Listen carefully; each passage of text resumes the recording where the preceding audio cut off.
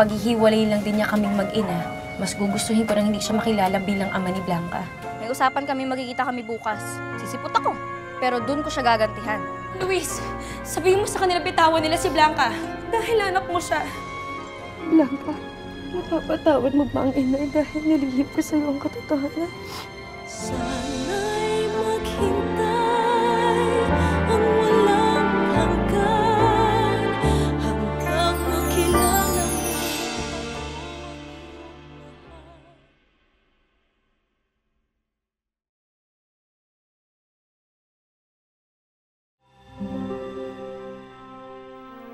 Bagay! Ani? Buti na padalaw ka. Kamusta ka na? Mabuti naman. Namiss na kita, Luna. Hindi ka na kasi dumadalaw sa puno ng engkanto. Pinagbawalan na kasi ako ni Ima na dumalaw dun eh. At saka isa pa, akala ko kasama ka na itaboy ni Ima ng Salome dun sa ritual niya. Oo naman. Matibay yata ako. Ibig sabihin, hindi ka tinablan? Si Devolas, kumusta siya? Nakaligtas ba siya? Kasama mo ba siya? Wala na talaga siya, Luna. Sayang naman. Bait pa naman din kaibigan ni Devolas. Kaya ikaw, Ani, huwag mo akong iiwan. Gusto ko hanggang sa pagtanda natin, magkaibigan pa rin tayo. Makakaasa ka, Luna. Ako pa. Alam mo, masaya pa rin ako kahit wala na si Devolas. Kasi nandyan ka naman. At saka meron ako isa pang bagong kaibigan, si Aki. Gusto ko makilala si Aki. Pwede ko rin ba siyang kaibiganin? Ani, kasi kakabati pa lang namin ni Aki. Nagsisimula pa lang yung pagkakaibigan namin. Ayokong maging weirdo ulit yung tingin niya sa akin kasi meron akong kaibigang isang anino. Ibig bang sabihin kinakahiya mo ko? Hindi! Hindi naman sa ganun. Sabihin na lang natin na umahanap pa ako ng tamang tiyempo para maipakilala ka sa kanya. Sana maintindihan mo.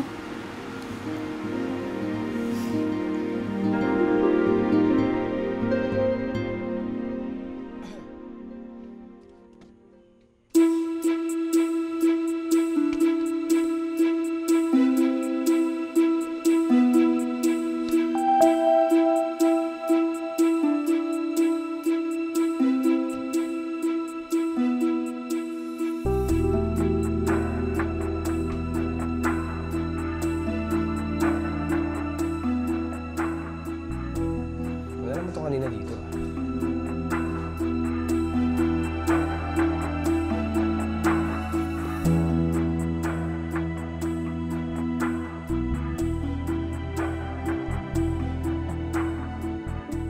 Papa.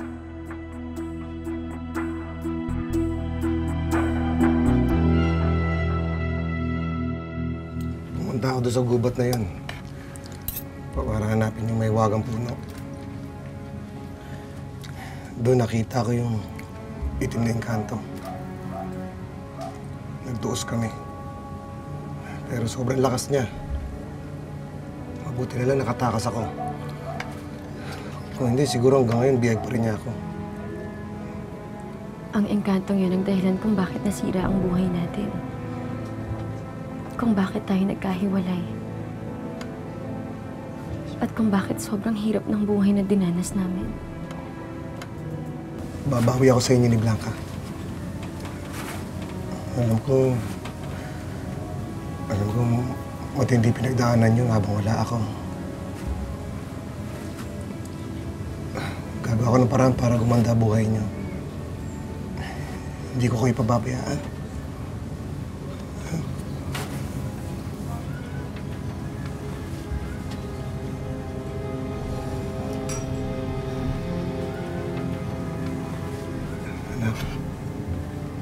Hindi mo gusto yung sinabi ko? Gustong-gusto po. Kaso nangihinayang po ako eh. Hindi na po kasi naabutan ng kapatid ko yung pagdating niyo. Hindi na niya naramdaman yung saya na nararamdaman ko ngayon. May kapatid ka? Anak mo rin siya, Luis. Siya ang kakambal ni Blanca.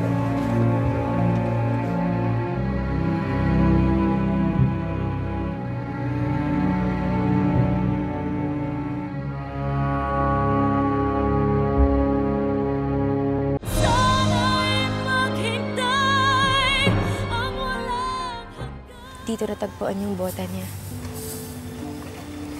Dito siya natabunan ng mga basura. Dito namatay ang anak natin, Luis.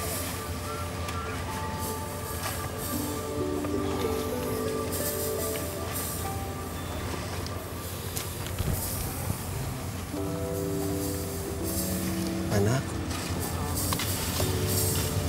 Nandito na tatay.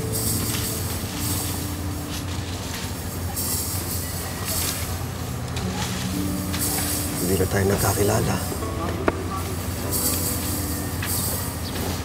Siguro mas masaya ako ngayon kung makakasama tayo ngayon. Patawarin mo ko kung wala ako dun sa mga panahon na kailangan niyo ako. Patawarin mo ko kung wala ako dun sa gabing gumuho yung basura. Sana napagtanggol kita.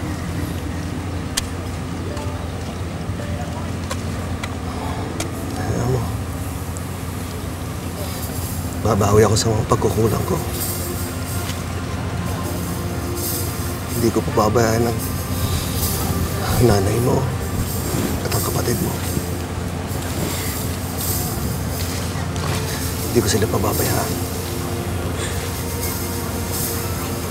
Pangako yan.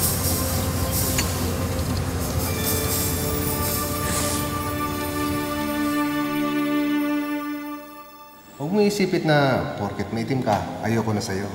Hindi mo ibig sabihin na pag maganda ka, ibig sabihin nun maganda na ugali mo. Kadalasan nga kung sino pa yung pangit ang panlabas, siya pa may magandang ugali. Nalulungkot po ako. Kasi ngayon lang po ako nakakilala ng tulad niyo. Parang kaibigan, kakantuhan, at higit po sa lahat, para po kitang tatay. Sana po, hindi po ako kasama sa mga kakalimutan niyo. Hindi kita kakalimutan. Umiyak ka, ha?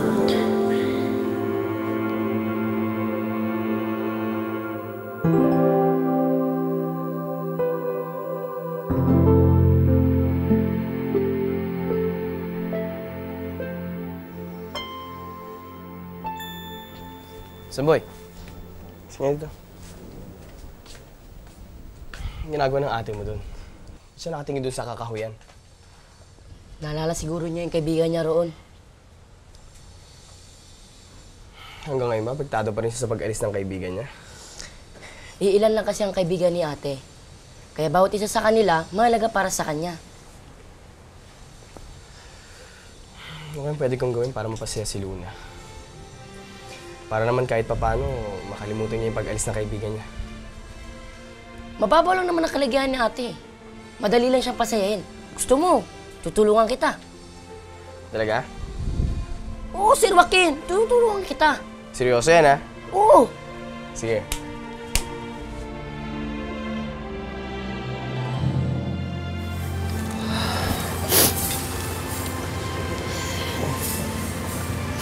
Tay, sigurado po akong pinapanood tayo na ngayon sa langit. At alam kong natutuwa siya kasi nakita na namin kayo. Kaya huwag na po kayong malungkot. Kasi ang gusto ng kakambal ko, lagi po tayo nakangiti. Masaya. Kagaya niya.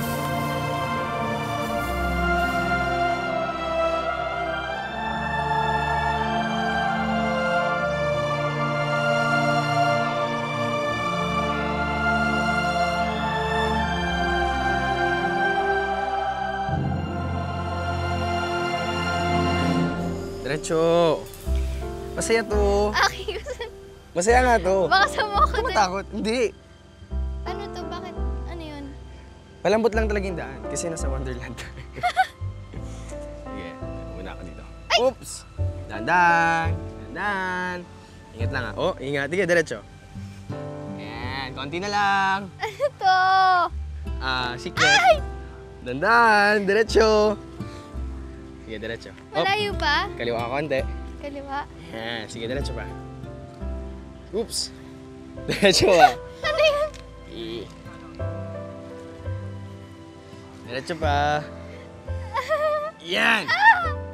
Wait lang. Ano yan? Kagagalaw. Sandali. Kagagalaw. Kagagalaw. Yan. Oh. Aki, ano to? Ngayon ka na ba nakakita ng picnic? Alam ko na picnic to, pero... Bakit naman? Para saan? Wala lang. Ano okasyon? Gusto ko lang i-celebrate yung pagbabati natin. Tsaka gusto ko tayong pasayahin eh. Kasi alam ko, dinaramdam mo pa rin pagkawala ng kaibigan mo eh. Tito, salamat ho ah. Anong tito? Ako lang ngayon dati natawag ko sa... Nakasanayan po kasi... Daddy. Sabihin! Siya nga pala, Daddy. Okay lang po ba talaga sa inyong pwede kong bilhin lahat ng gusto ko kahit magkano? Oo naman, basta gusto mo, bibilin ko. Isipin mo na lang, yung lahat ng birthday mo na wala ako. Bawiin mo ngayon. Salamat po, Daddy ah. Ngayon na po ako makakabili ng mga gantong damit yung di ukay-ukay. Ganito pala yung pakiramdam ng buhay prinsesa. Blanca, anak, bilhin mo lang kung ano yung mga kailangan mo, ha? Baka naman masyadong malaki na yung nagagastos ng daddy mo. Ito rin naman sila. Sing-sing, juntas, bracelet. Hindi na, Luis. Hindi ko naman kailangan yung mga ganyan. Halika, anak.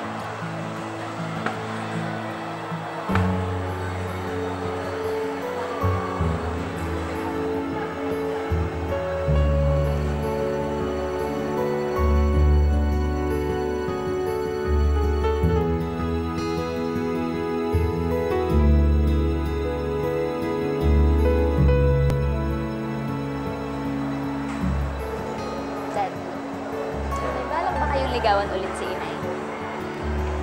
Bakit? Pag-asa ba ako? Oo naman! Daddy, gabi-gabi kayo lang po yung iniisip ni Inay. Wala naman po siya ibang minahal na ibang lalaki kundi kayo lang. Kaya siguradong sigurado ako. Sasagutin po kayo agad nun. Mas mabilis pa sa alas 4.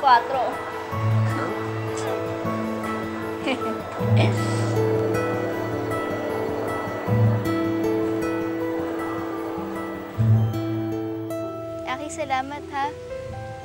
Alam mo, hindi mo alam kung gaano mo ako pinasaya. Yan! Dapat lagi kang ganyan eh. Dalawa kang gumaganda. Promise. Bakit, Lola? May nasabi ba akong masama? Wala. Kasi ngayon lang may nagsabi sa akin maganda ako eh. Bukod kay na Ima at Itay. Well, I meant what I said. Kaya dapat lagi kang umingiti. Para lalo kang gumaganda. Tara, kain tayo. Upo ka. Sige. Tandaan, nilubog. Oops. Ano yun? Tandaan dito. Ano yan? Upo ka. Yan. Wow, ikaw naganda nito? Oo.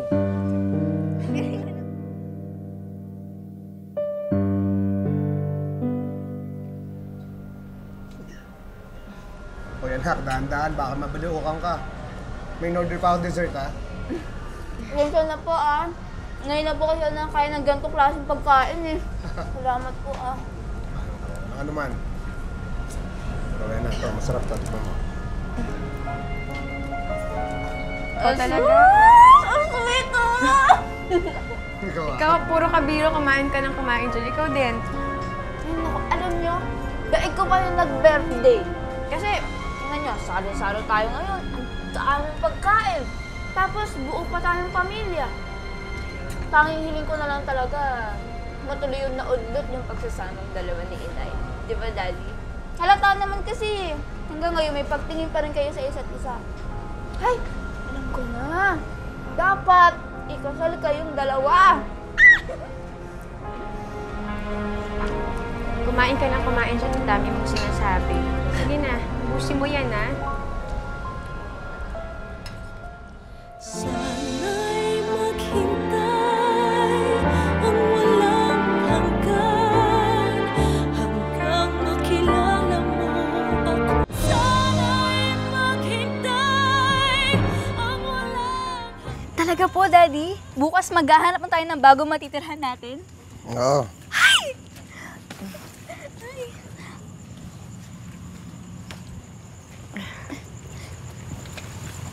Luis, salamat, ha? Oh, ano? Bukas ha? Sige po. Ingat ka sa pagmamaneho.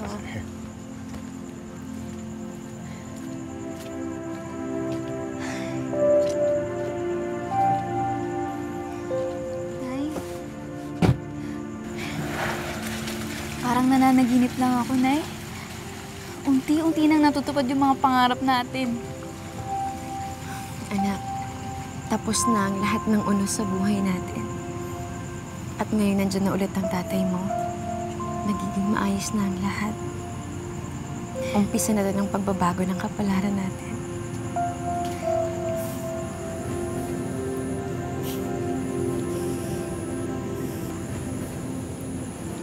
Kina na? Sandali.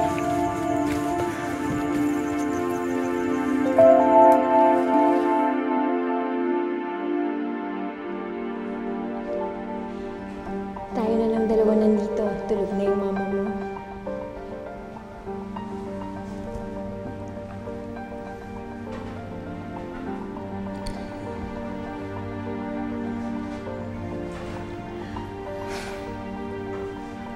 Ilang taon na tayo nandito.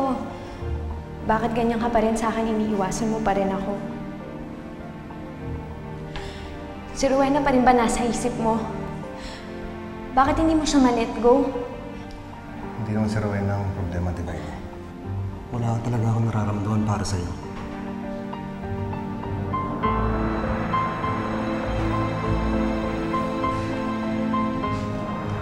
Bakit hindi mo kasi ako bigyan ng pagkakataon? Mahal na mahal kita eh. Kahit anong gusto mong gawin, gagawin ko yun para sa'yo. Kasi mahal kita, Luis eh. Ano bang kailangan ko gawin? Gusto mo ba lumuhod pa ako? Luis. Luis, makinig ka sa akin kung gusto mo makalimutan si Rowena. Pangasalan mo ko. Please, just start a new life with me, Luis.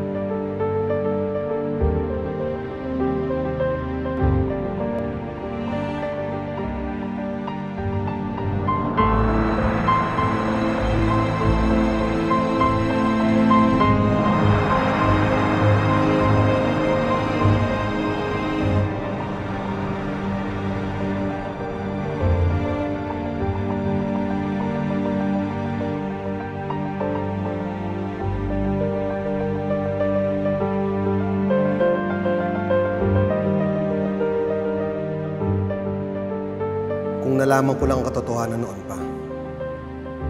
Kung natagpuan ko sana agad ang mag-ina ko, hindi sana ako pumayag sa gusto ni Divine. Wala sanang hadlang para balikan kita, Rowena, at pakasalan.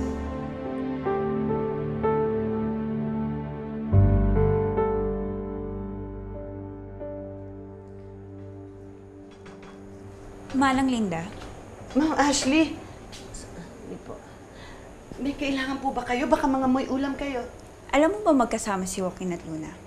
Andun sila sa kakahuyan para mag-picnic. Hindi ba katulong dito ang anak mo? eh bakit nakikipaglandian siya sa kapatid ko sa oras ng trabaho niya? Ma'am, hindi naman po siguro ganun ang ginagawa ng anak ko. At saka, magkaibigan po sila ni Sir Joaquin. At kung yung gawain po dito sa bahay, kapag natapos na po ng anak ko ang mga tinoka sa kanyang trabaho, pinapayagan ko po talaga siyang gawin ang kung anong gusto niyang gawin. Like what? Like destroy my brother's career? Ano naman po ang kinalaman ng anak ko sa career ni Sir Joaquin? Dahil makakasama siya sa image ng kapatid ko. Lalo na pag nalaman ng press na may kaibigan siyang mukhang freak. Kaya pwede ba? Sabihan mo yung anak mong ilusyonado na tigilan ng kapatid ko. Dahil kapag hindi niya tinindilan palalandi niya sa kapatid ko, ipapasisanti ko kayo kay Tita Consuelo. Naiintindihan mo?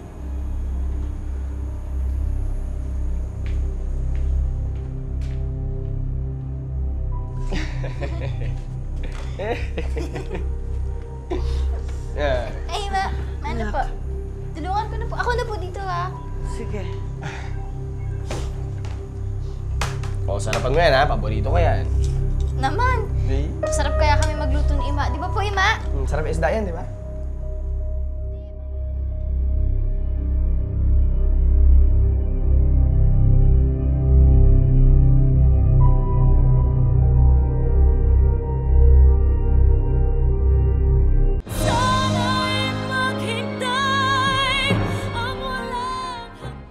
Ima! Ako na po dyan. Magpahinga na po kayo. Ima, alam niyo po ba, sobrang nagustuhan ni Aki yung luto natin. Tapos, bukas po nag-request naman siya ng kalderetang baka. Bakit na may problema ka po ba? Anak, gusto kong itigil mo ng pakikipagkaibigan mo kay Sir Joaquin, ha?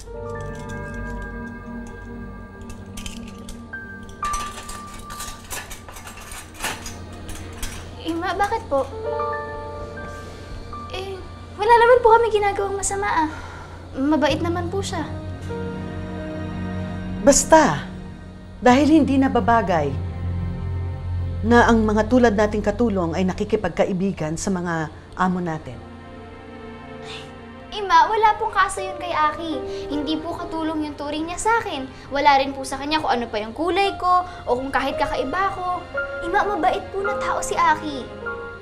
Tapos, di ba po ikaw rin nagsabi dati na bigyan ko siya ng pagkakataon? Eh, bakit naman po ngayon biglang nagbago yung sinasabi niyo? Ang sinasabi ko sa'yo ay para sa kapakanan mo, anak. Kaya sundin mo na lang ako. Naintindihan mo? Simula sa araw na ito, Sir Joaquin ang itatawag mo sa kanya at hindi Aki. At kakausapin mo lang siya kapag may inuutos o meron siyang ipapagawa sa'yo. Naiintindihan mo? Naiintindihan mo ba?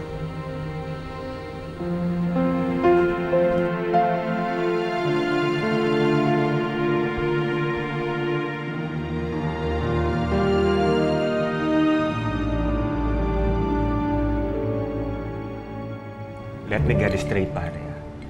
Hindi alam ni Rowena na may asawa ka na. At the same time, hindi rin alam ng asawa mo na nagkikita kayo ng ex mo. Tama ba ako?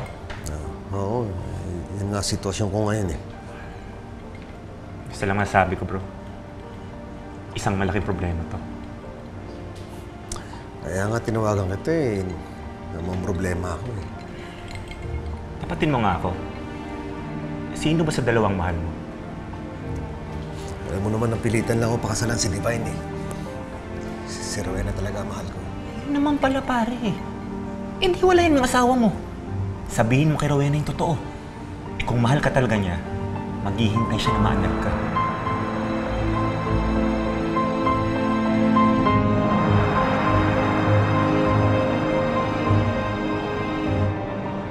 Luna, natatapos ka na ba dyan? Gusto sana kitang yayain sa bayan eh. Imimit ko yung mga fans ko. May gagawin pa ako pagkatapos kong maglampaso. Pwede tutulungan kita. Para mapabilis. Tara, payag ka na. Hindi nga pwede. Marami pa akong gagawin. Eh, di tutulungan kita dun sa Evo mo pang gagawin. Lahat gagawin ko yun, dali. Basta sumama ka sa akin. Sinabi kang hindi pwede eh. Bakit ba ang kulit-kulit mo? Hindi na kita pwedeng samahan sa bayan. Hindi na tayo pwedeng mag-picnic. Hindi na natin pwedeng gawin yung mga ginagawa natin dati. Naintindihan mo ba yon? Dahil hindi na tayo pwedeng maging magkaibigan simula ngayon.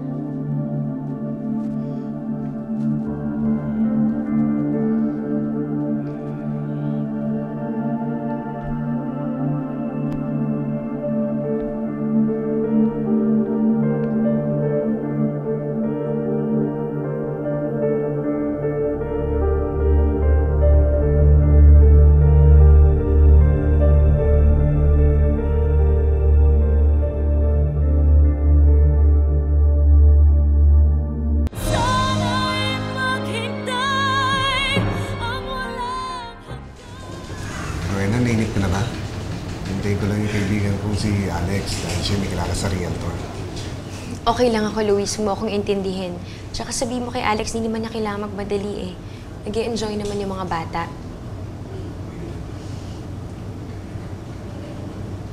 Luis, ayos ka lang ba?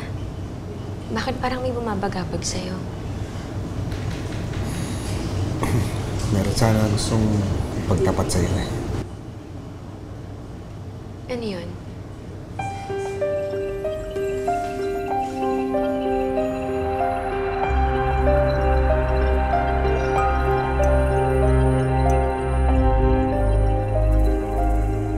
Hold the elevator.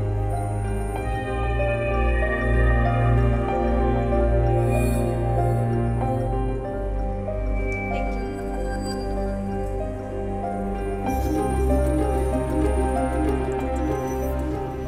Alam ba ni Luis at ba?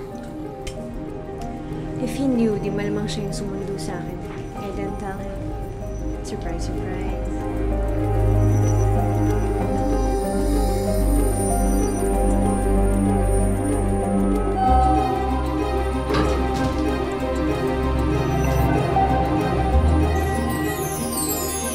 Are you sure na walang tao doon sa likod nung kinunan mo? Mag-isa lang ako doon. Tsaka kitang-kita mo naman dyan, oh. Yung maitim na tao dyan sa camera, di ba? Masaya ako na makikita mo na yung daddy mo. Sana lang, pag malayo na narating mo, huwag mo kakalimutan, ha?